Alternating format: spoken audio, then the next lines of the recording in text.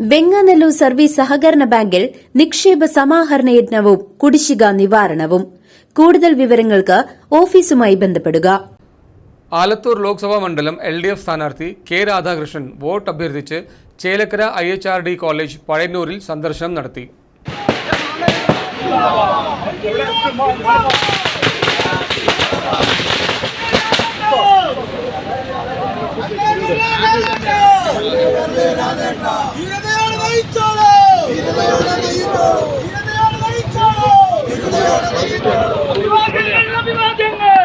ആലത്തൂർ ലോക്സഭ ഇടതുപക്ഷ മുന്നണി സ്ഥാനാർത്ഥി കെ രാധാകൃഷ്ണന് ആവേശകരമായ സ്വീകരണമാണ് പഴയന്നൂർ IHRD കോളേജിൽ ലഭിച്ചത്. കോളേജ് യൂണിയന് വേണ്ടി യൂണിയൻ അംഗം അഭിനാൻ രാധാകൃഷ്ണന് രക്തഹാരം അണിയിച്ചു.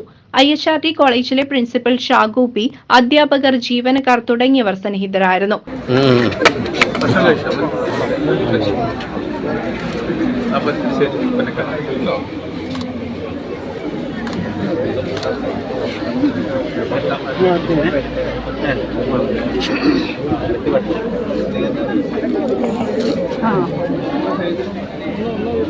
ഇടതുപക്ഷ ജനാധിപത്യ മുന്നണി സ്ഥാനാർത്ഥി കെ രാധാകൃഷ്ണൻ ഏവർക്കും ഹസ്തദാനം നൽകിക്കൊണ്ട് വോട്ട് അഭ്യർത്ഥിച്ചു.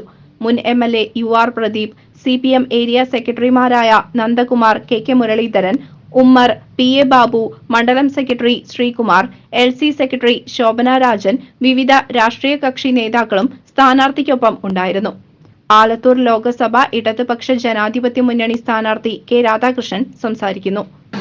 18ാം ലോക്സഭാ തെരഞ്ഞെടുപ്പ് പ്രഖ്യാപിച്ചിരിക്കുകയാണ്. ഏപ്രിൽ 26-നാണ് നമ്മുടെ കേരളത്തിലെ തെരഞ്ഞെടുപ്പ് നടക്കുന്നത്. ആ തെരഞ്ഞെടുപ്പിൽ ഇടതുപക്ഷ ജനാധിപത്യ മുന്നണിക്ക് വലിയ മുൻതൂക്കം അല്ലെങ്കിൽ മുന്നേറ്റം ഉണ്ടാക്കണമെന്നാണ് നാം തീരുമാനിച്ചിരിക്കുന്നത്. അത് പ്രധാനപ്പെട്ട കാരണം കഴിഞ്ഞ തെരഞ്ഞെടുപ്പ് കഴിഞ്ഞപ്പോൾ നമ്മുടെ കേരളത്തിൽ 20 സീറ്റിൽ 19 സീറ്റിലും UDF വിജയിക്കുകയാണ് ചെയ്തത്.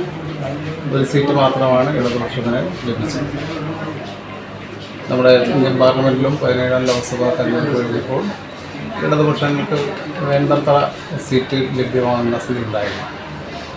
അത് പലപ്പോഴും നമ്മുടെ ഇന്ത്യൻ പാർലമെൻറ്റിൽ വലിയ രീതിയിലുള്ള ചർച്ചയ്ക്ക് വിധേയമാണ്.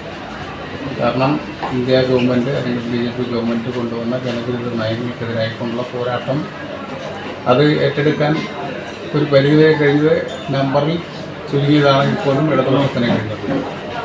അപ്പോൾ അതുകൊണ്ട് തന്നെ അന്ന് ചർച്ച ചെയ്യപ്പെട്ട വിഷയമാണ് നമ്മുടെ കേരളത്തിൽ ഇടതുപക്ഷങ്ങളിലെ അല്ലെങ്കിൽ ഇന്ത്യയിലെ ഇടതുപക്ഷങ്ങളിലെ അംഗസംഖ്യ പാർലമെൻറ്റിൽ വർദ്ധിപ്പിക്കേണ്ടതാണ് എന്നുള്ളത്. തീർച്ചയായിട്ടും 18ാം ലോക്സഭാ തെരഞ്ഞെടുപ്പ് നടക്കുമ്പോൾ ഇന്ത്യൻ പാർലമെൻറ്റിൽ ഇടതുപക്ഷ അംഗങ്ങളുടെ എണ്ണം വർദ്ധിപ്പിക്കണം. അതാണ് ഈ തെരഞ്ഞെടുപ്പിൻ്റെ ഏറ്റവും വലിയ പ്രാധാന്യം. ഇന്ത്യയിലെ മതേതരത്വം നിലനിർത്താൻ, ഇന്ത്യയിലെ ജനാധിപത്യ സംവിധാനങ്ങൾ നിലനിർത്താൻ, ഇന്ത്യയിലെ ഫെഡറൽ സംവിധാനം നിലനിർത്താൻ. CCV news, Pazhayannur.